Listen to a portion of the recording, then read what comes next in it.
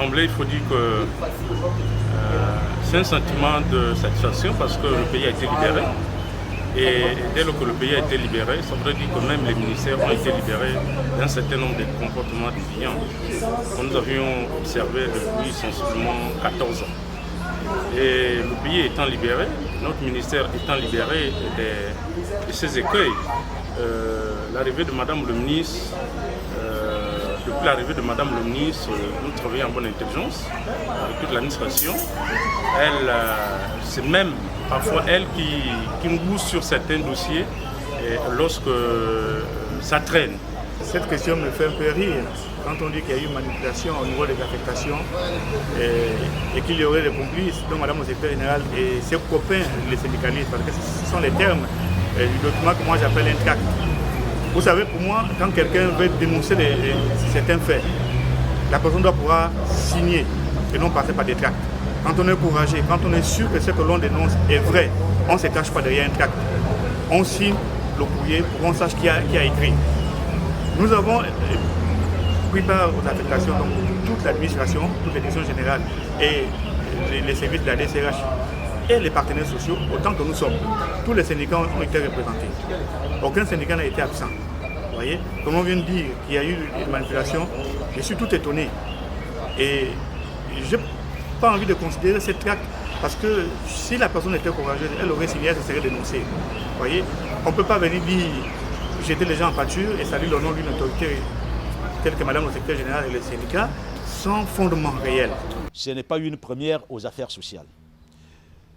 C'est le même syndicat qui a toujours posé le même problème parce qu'il estime qu'il doit s'arroger tous les pouvoirs au ministère des Affaires sociales. C'est combattu depuis. Malheureusement, les mauvaises habitudes ont la peau dure. On nous a parlé d'une lettre ouverte, un tract à la limite, et c'est l'occasion pour moi d'inviter les services spéciaux pour mettre la main sur l'auteur de ce tract. Parce que, vous savez, un tract ne doit pas être négligé dans un État qui se veut sérieux. C'est un tract, l'administration a quelques indices maintenant, et je pense que nous, en tant que syndicat, puisqu'effectivement nous avons été pointés du doigt, il se trouverait que les affectations auraient été manipulées, on ne sait par qui. Comme vous le savez, la règle voudrait que, après une commission d'affectation, si vous vous êtes senti lésé, vous faites un recours et une commission de recours est programmée qui va regarder les cas de recours. Pour les recours qui seront pertinents, ils seront agréés. Vous comprenez? Et tous les syndicats de la Maison Affaires sociales avaient bel et bien pris part à cette commission de bout en bout. Vous comprenez que c'est ce que nous voulons. On ne peut pas décider à la place des travailleurs sans les travailleurs. Et c'est cette politique qui est mise en place au sein du ministère des Affaires sociales. C'est-à-dire l'administration nous associe à tout ce qu'elle fait pour ce qui concerne, ce qui est en rapport avec les travailleurs, les agents du ministère des Affaires sociales.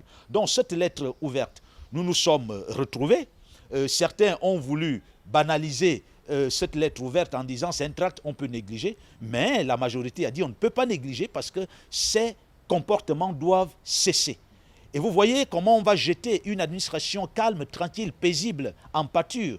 Et on parle d'une gestion, je ne sais pas comment ils l'ont qualifiée. Moi, je me sens concerné parce que le syndicat que je représente a pris part à cette commission d'affectation. C'est pourquoi nous, syndicats, nous avons demandé à l'administration de tout mettre en œuvre pour que l'auteur de ce tract soit connu, soit identifié.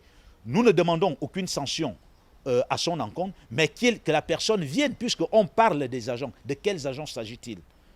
Quand on est capable de dénoncer une injustice, moi je serai le premier à soutenir celui qui dénonce une injustice pourvu qu'elle soit fondée. Donc vous comprenez que on en veut à la personne du secrétaire général, peut-être même de Madame le ministre. Moi, je sais que ce n'est pas nous qui sommes visés. Ils ont parlé des syndicats juste pour habiller. Mais en réalité, je pense que cette lettre ouverte a des soutiens, a une main noire derrière pour essayer de causer du tort à nos responsables, à nos premiers responsables du ministère. Le Synatras reste serein parce que pour nous, c'est un non-événement, mais nous exigeons à ce que l'auteur de cet acte soit identifié. J'ai bien représenté le SAPA dans cette commission d'affectation.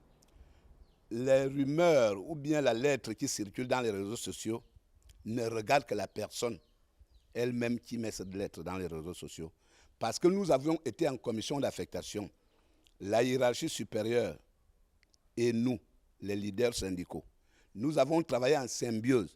Rien n'a été fait en cachette. Tout était fait devant nous. Et tout ce qui a été fait, nous l'avions signé. Moi, j'ai porté ma signature sur ça, tout comme les autres leaders syndicaux. Dire aujourd'hui que ces affectations ont été peut-être monnayées ou tripatouillées, je ne sais pas comment qualifier ça, c'est faire du mauvais cœur, c'est raconter ce que tu n'as pas vécu. Et ça n'engage que la personne qui est l'auteur de cette lettre. Parce que moi, Urbain Bamebe, secrétaire général adjoint du syndicat SAPAS, je sais que la commission des affectations s'est passée comme ça devait se passer, en présence de nous tous.